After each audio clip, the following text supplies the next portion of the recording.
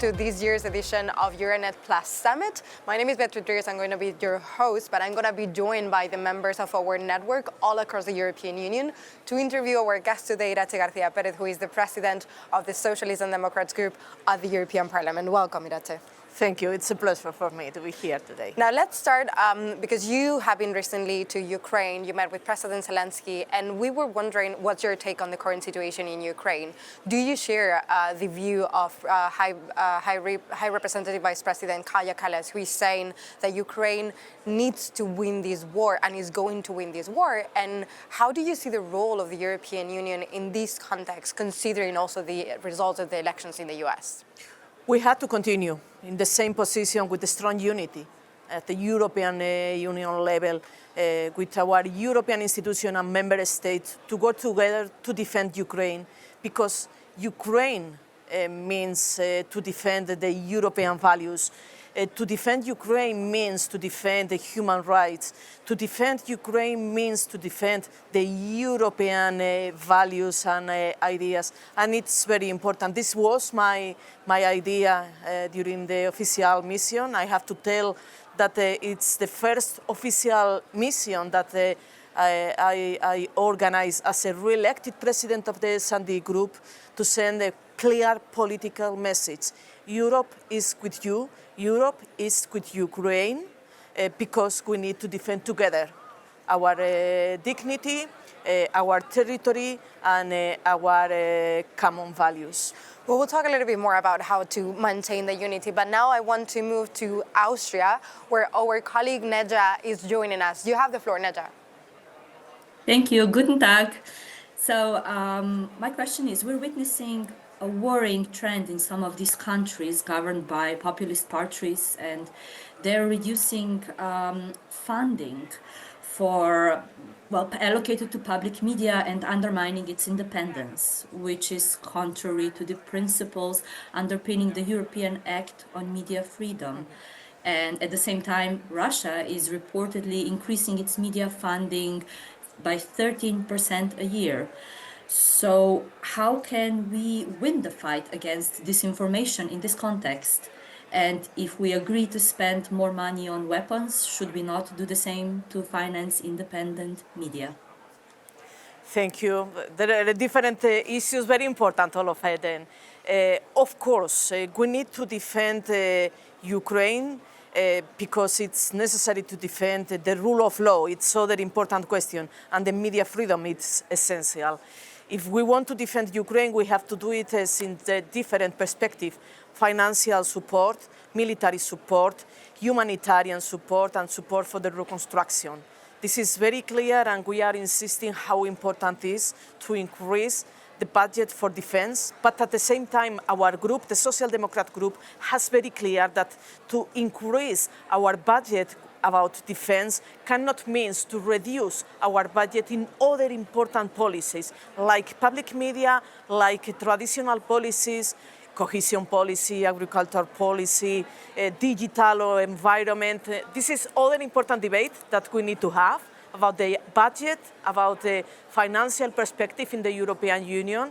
For us, it's important to increase the own resources and to speak, to discuss, and to have negotiation about the fiscal capacity in the European Union. Because if we have more challenges, we cannot do more with the same or less budget, less money. We need to increase the resources, and we can do it only with the own resources.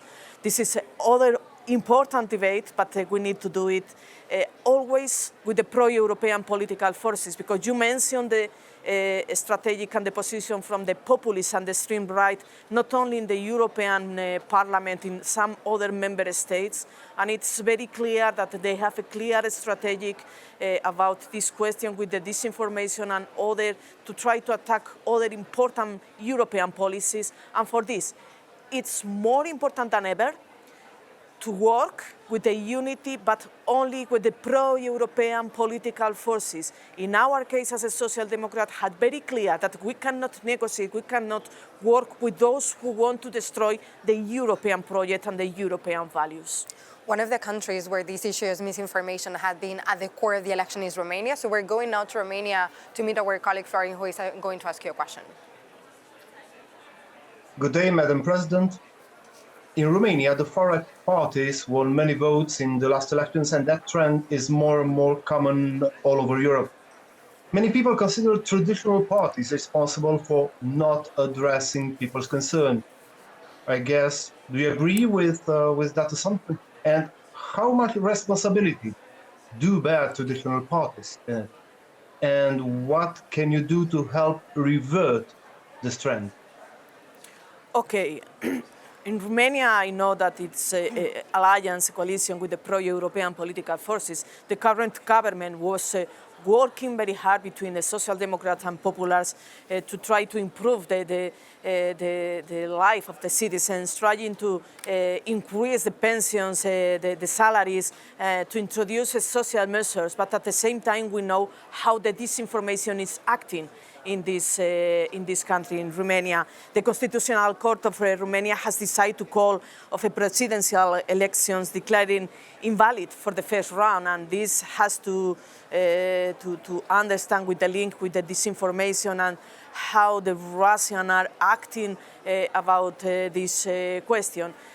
Of course, the traditional political forces always have a responsibility. I understand that we can have a responsibility and we need to do something better our work to improve the people's life. But at the same time, we cannot ignore that others are trying to destroy everything that the traditional political forces did it during the past. Could be better? Of course, always could be better. But it's important to stop the interferences, to stop those who want to be in the politics to destroy the European values, and this is important for us. Maybe a quick follow-up on this to close this chapter. One of the main concerns about the war in Ukraine from a European perspective has been the fatigue of the citizens, because we're spending a lot of money on defense, and as you said, that might have an impact on the budget. And in some countries, we're seeing that pro-Russian political parties are winning the election. How do you see this situation, and how do you think that progressive forces and pro-Ukraine forces can respond to those concerns among citizens? Yeah, we know that the extreme right has more power when the inequality is a reality in our societies. And for this reason, it's important to have this type of debate about the resources, about the social policy. The pillar social right is essential. And what we cannot do is to put more money, as you say, in weapons, reducing the money for the social policy. And this is our position as a group. We want to increase the social dimension, the social policies. We need to increase our strategic in industry and economic to improve our competitiveness, but we cannot do it reducing the social rights, reducing the workers' rights, and this is something important. And as I mentioned in the other part, to speak about resources, we need money, we need resources to support those who have more needs. And we have to do it thinking in the solidarity. Those who have more needs to put more on the table to redistribute. Mm-hmm. Our colleague Danielle cannot join today because she's sick, but I'm going to read the question that she sent to us. At his last day in office, former EU Commissioner for Jobs and Social Affairs, Nicolas Schmit, who was the lead candidate for the Social Democrats for the European elections in 2024, told the Luxembourgish Radio 107 that according to him, the last months haven't been a great success for European Social Democrats, given that almost all red lines they had set up to approve the new European Commission had not been met. He said it's time for Social Democrats to figure out which role they want to play in the next few years, to think about their position, the influence they want to have. So the question is, given the defeat you had to experience as a chair of the S&D group, what's your plan to turn things around? Our plan is clear. Our plan is to build a pro-European alliance in the Parliament, in the European Parliament, to work to improve all those policies.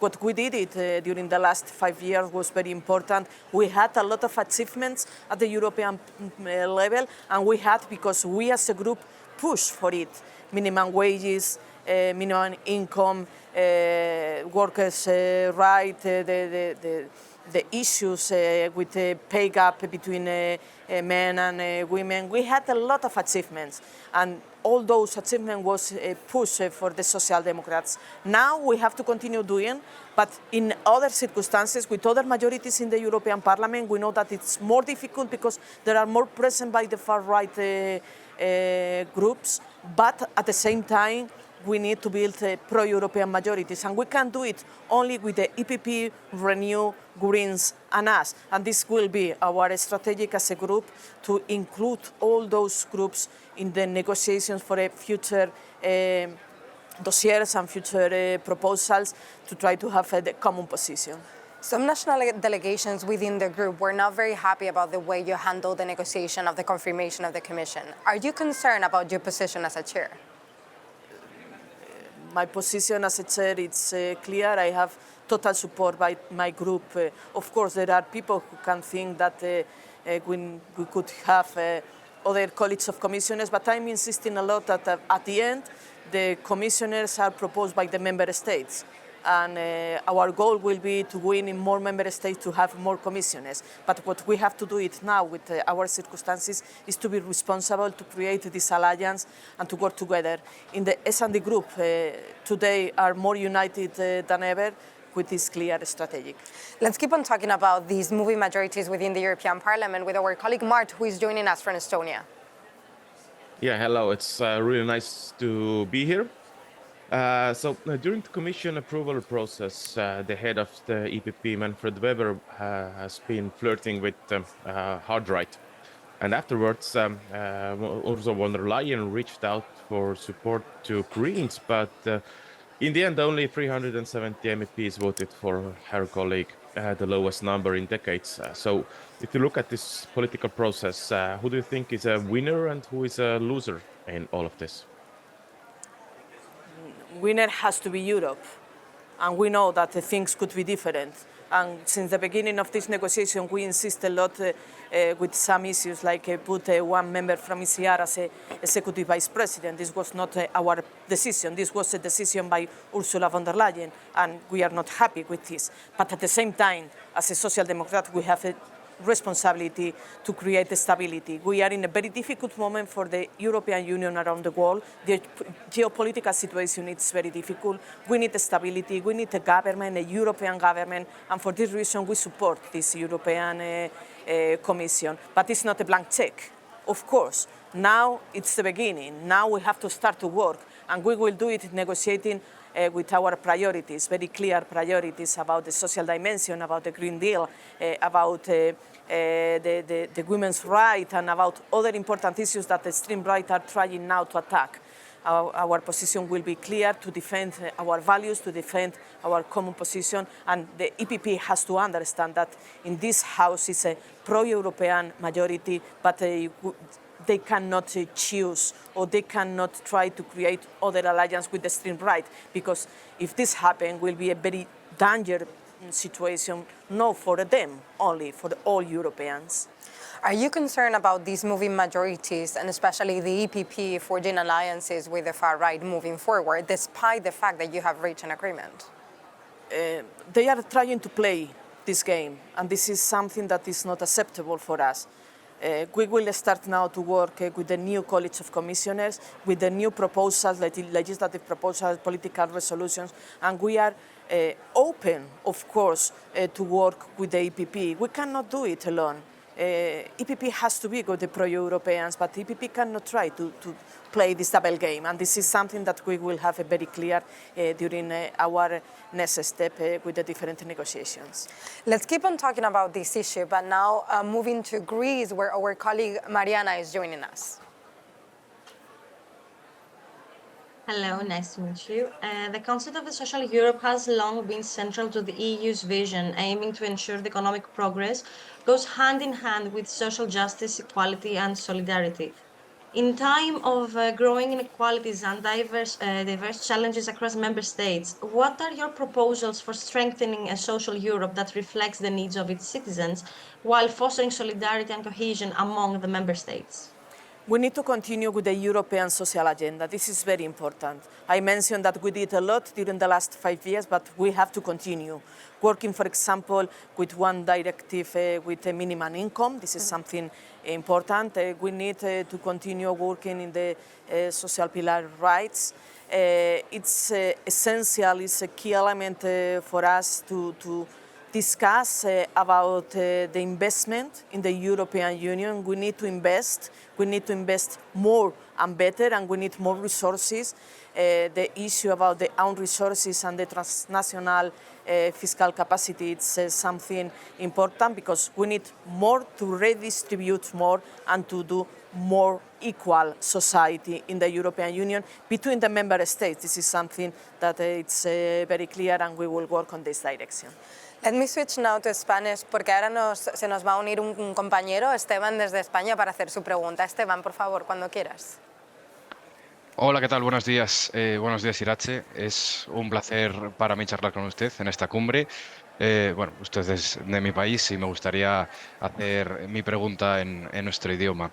Siempre se habla de esa expresión de las dos Europas, se denota, por ejemplo, en índices como el Producto Interior Bruto per cápita de la Unión, que es muy desigual dependiendo de ciertos estados, al igual que es muy desigual esa proporción de población en situación de inseguridad alimentaria, que actualmente son 95 millones de personas. Ambos índices, por supuesto, acentuados en ese este del continente europeo. Mi pregunta es, en este contexto de creciente tensión política y social, con guerras abiertas muy cerca nuestro que hacen separar todo y destruir todo a su paso, ¿qué tiene que hacer la Unión Europea, ese nuevo colegio de comisarios, para unir de nuevo a los 27 Estados miembros, para que no haya esa división de las dos Europas de la que hablo? Muchas gracias.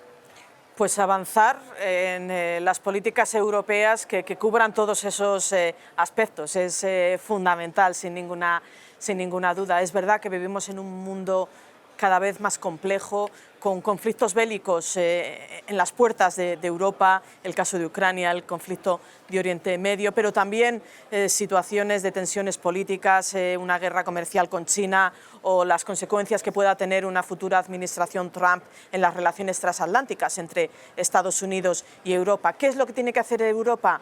Defender más que nunca el proyecto europeo, defender más que nunca todo aquello que nos ha unido y que ha hecho que progresemos. Y no dar marcha atrás y no dar pasos atrás en lo que ha sido la construcción europea. Ese es un gran peligro que tenemos hoy. Hoy hay quienes quieren respuestas nacionales a problemas complejos y globales. Hay quienes quieren destruir, por lo tanto, esos principios europeos. Y, por lo tanto, necesitamos más y mejor Europa. Más Europa, pero que trabaje mejor, que responda mejor a los problemas de la ciudadanía.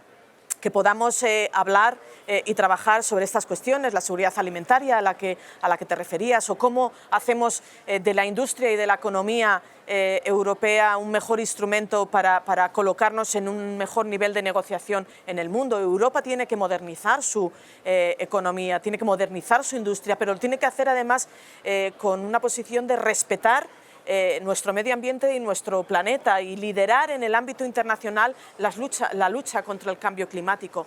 Creo que hoy Europa es un faro donde se miran muchos de aquellos que creen en la democracia, que creen en el Estado de Derecho y creen en un desarrollo más justo y más sostenible medioambientalmente, y por lo tanto tenemos grandes desafíos, pero tenemos que hacerlos juntos y juntas, porque de forma contraria no podremos abordarlas, y posiblemente sea el gran desafío que tiene hoy Europa.